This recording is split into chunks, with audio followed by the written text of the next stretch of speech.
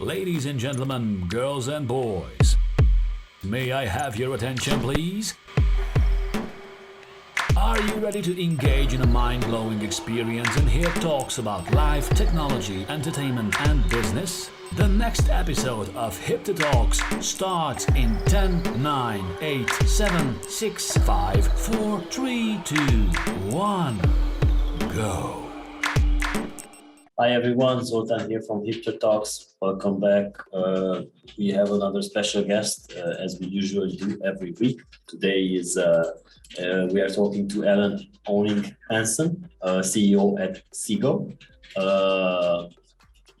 Before we dive into the question, Allan, just let us know your background, because it's quite long in the industry, and what does CEGO stand for?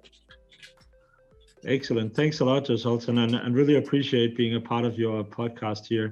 So first of all, I joined the industry like seven years ago, and was with the Danske Spil, which is the national gambling operator in Denmark, for a number of years as a CEO. And there we had the fortunate opportunity to acquire some of the shares in CEGO. And after a number of years with an ownership in Danske Spil, it was sold back to the original founders and an equity fund, which is then the owners today. And I resigned with Danske Spil a couple of years ago and started a new career, but were so fortunate to be offered a board position in CEGO. And as of this summer, or that would be last summer 2021, I was offered the CEO position. So I feel very lucky that I'm now an internal part of the organization. Congratulations for that. Yeah, we don't know which year we are in either way. So, No. What does CEGO stand for? Actually, it stands for Casual Entertainment Gaming Online, and the way an entertainment product offering, these common board games like backgammon, or you would play Yahtzee, or other items like that, or games like that. That was the way it was originally funded by advertising, commercials, etc. And they were very successful in offering casual entertainment back then. And then after a number of years, to be more specific, in 2012, the Danish market was liberalized. And then it said, okay, we are really strong within casual gaming. Let's take that and become more commercial. Let's do an online casino focusing on casual gaming. And that's what was done in 2012. And Danske Spil really quickly, because CEGO had a tremendous success already right after the liberalization of the market. And their focus from the beginning was to say, let's have casual entertainment built into online casinos. So we like to say, and we are very proud of that we are the pioneers of casual gaming. Okay, that's fair. Okay, so why do you believe low stakes, long playing sessions will appeal to players? Because I think that's your strong point. That's absolutely correct. And I think, this is something that's relevant not only in Denmark, where we originally came out of. Now we operate both in Denmark and Sweden with the Lykost, and launched in Q4 2021 with Happy Tiger in the UK. And we believe, the products that we have, they compete with a lot of other items than just online casino, right? So this is all about the share of wallet. And if we can offer products where you can have a lot of entertainment, where you can accommodate the fact that a lot of players, they are not very patient. They can easily spend a lot of money very quickly. In our case, you can bet as low as 10 cents. Oh, nice. And then you can actually, the lowest bet on our slots is 10 cents, and the maximum bet is like £3. So it's a very different from the traditional casino model. And if you can have that, then you can have a lot of play time for very low costs. And that's why I think, this has been very successful in Denmark. and we also see a good progression in both Sweden and now very early stage in the UK. Sorry. No. I just wanted to say that's very interesting because as the tradition goes, that the Danish players are the most valuable players because they wager the most in the industry. So. Yeah, I would say that might be a bit of an exaggeration. Of course, the Danish market is also an interesting market, but I would say you can find a lot of other markets as well where bets or bet per capita is a lot higher than we see in Denmark. And I think I think we have found a sweet spot, focusing on casual gaming.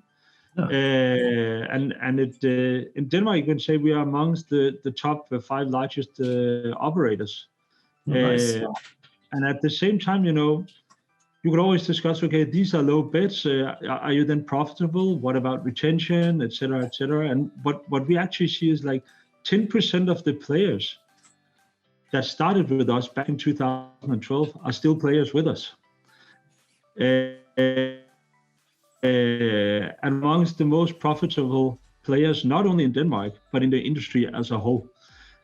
So I believe that there's a strong position for casual gaming, and I believe that the market as a whole for way too many years has been focusing on VIP players, and you also see a trend now towards more casual gaming, but I see a lot of our peers out there talking about it, but not doing so much about it. So I think for you guys is the perfect example of player lifetime value, because we had a podcast with one of with other levels where we talked about player engagement and how new markets are approaching it wrong because they are only offering the welcome bonuses and not thinking about having a longer experience with that player, a longer relationship. But in your case, this is a success story, especially since you have players that have been with you for 10 years. So I would say we are humble about it. We come from the northern part of Jutland. We don't brag too much, but we are humble about it. But you should still also acknowledge that we have found something that the players they really want, and that's good. We rather want to have 1,000 players playing for £10 than 10 players playing for £1,000, right? Yeah, exactly. So, it's about sustainability in the long run, both for the players and for us as a company. Yeah, and especially most probably those players are becoming brand ambassadors because they are telling about your product for their friends. So if they enjoy everything. You are spot on here, Zoltan, because what we see is the way that our commercials work in Denmark is we do testimonials, and those testimonials are, as opposed to what many people believe, not actors, they are real players. Yeah. And we have a lot of players actually, having a lot of fun and having a healthy relationship with gambling, and that's what we want to focus on. All right. So in-house content makes up the majority of your game portfolio, right? That's true. Yeah. Yes. So there are obviously finance benefits, but are there any concerns your portfolio will not be as diverse to operators? Of course, you can say that more than 80% of our GGR today comes from our in-house developed product portfolio, and what we develop is online slot machines and our bingo product. Mm-hmm. And our bingo product was only launched 2 years ago, but now constitutes more than 10% of our GGR in Denmark.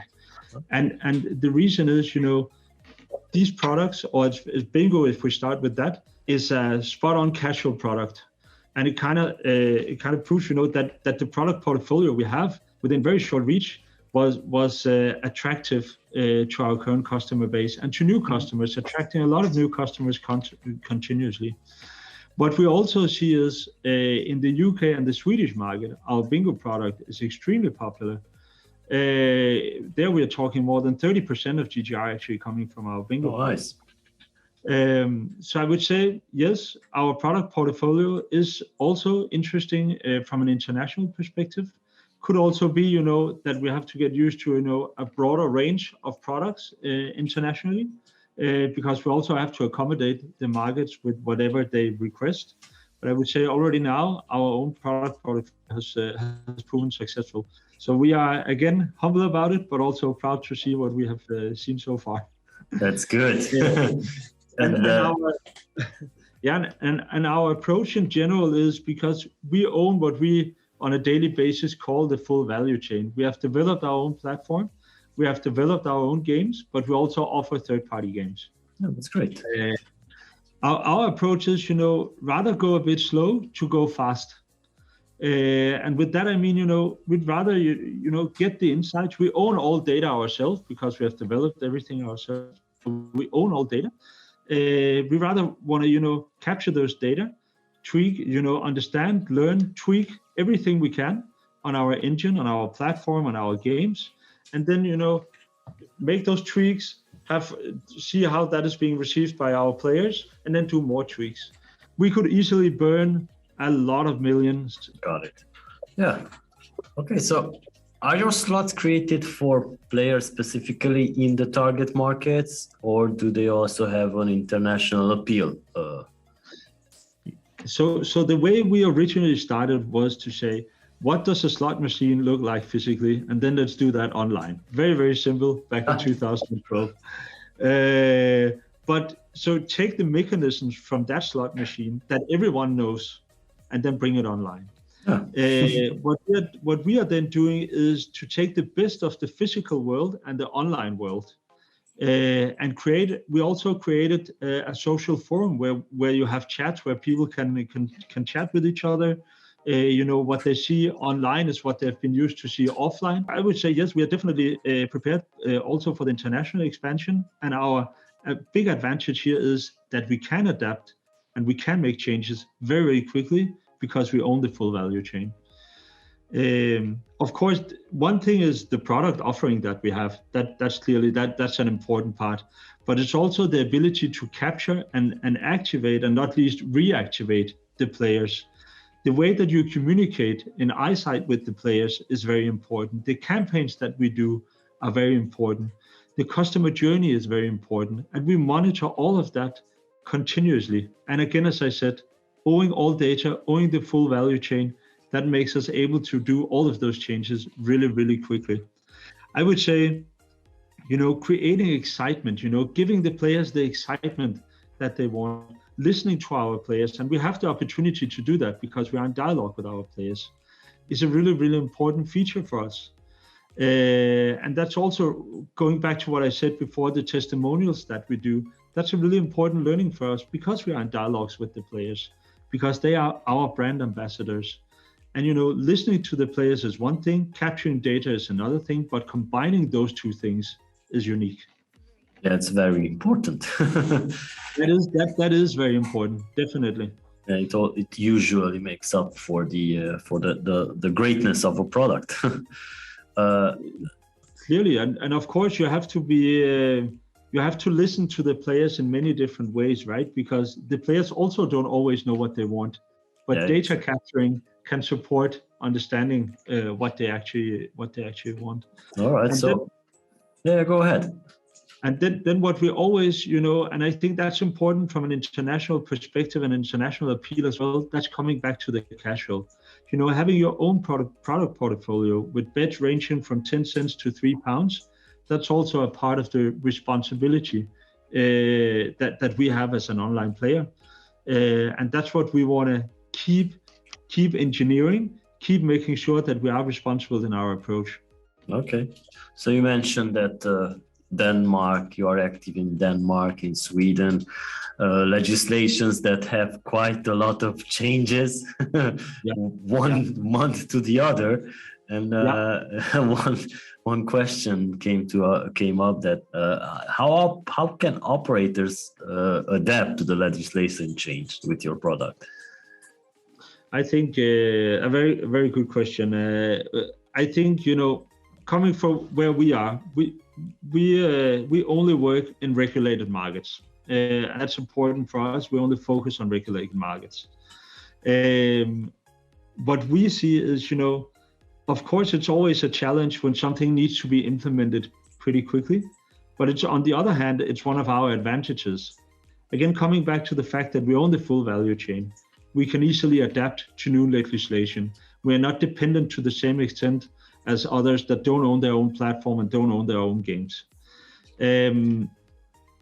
What I think is important here is, we look at the world as our playing field, and we look at regulation.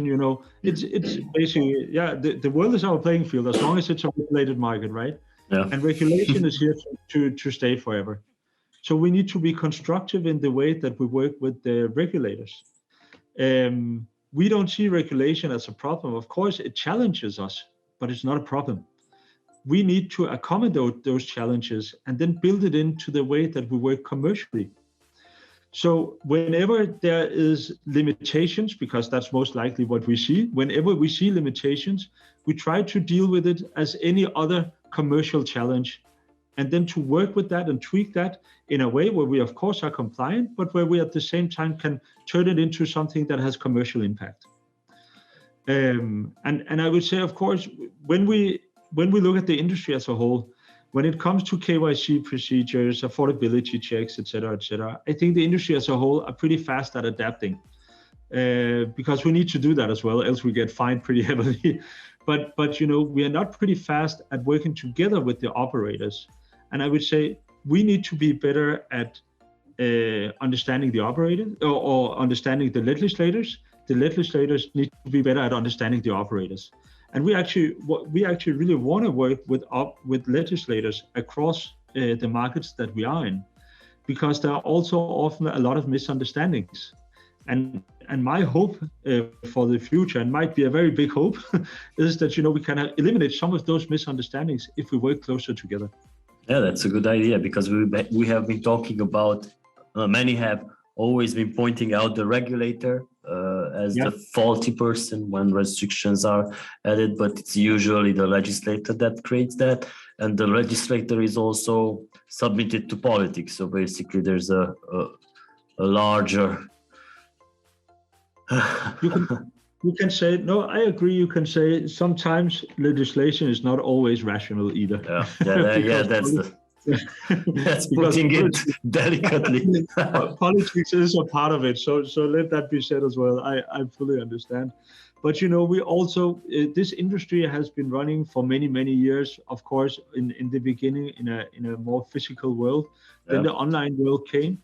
But we were also the industry, I would say, not we, because we focused on casual gaming, but the industry focus from the beginning was to take the VIP focus from the physical world and bring it into the online world. Yeah. And I think we also have to find a balance where we don't provoke, but we work together.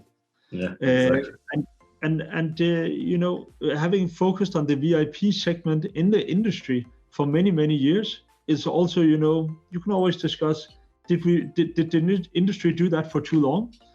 It's only a couple of years ago I've heard the industry players say, now we want to focus casual. Yeah.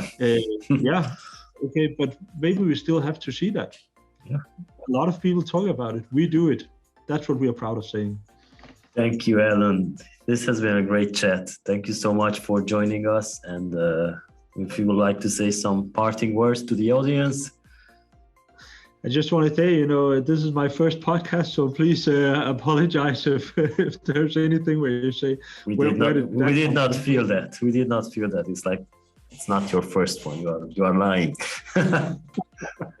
Thank you so much, Zoltan. Thank you, and thank you everyone for joining us today. And be sure to check back next week for our next episode of the HIPTHER Talks podcast. Thank you so much. Thank you for joining. Be sure to check back next week for the next HIPTHER Talks, and subscribe on Amazon Music, Overcast, Spotify, Google Podcast, Apple Podcast, iHeartRadio, SoundCloud, Mixcloud, and Pandora.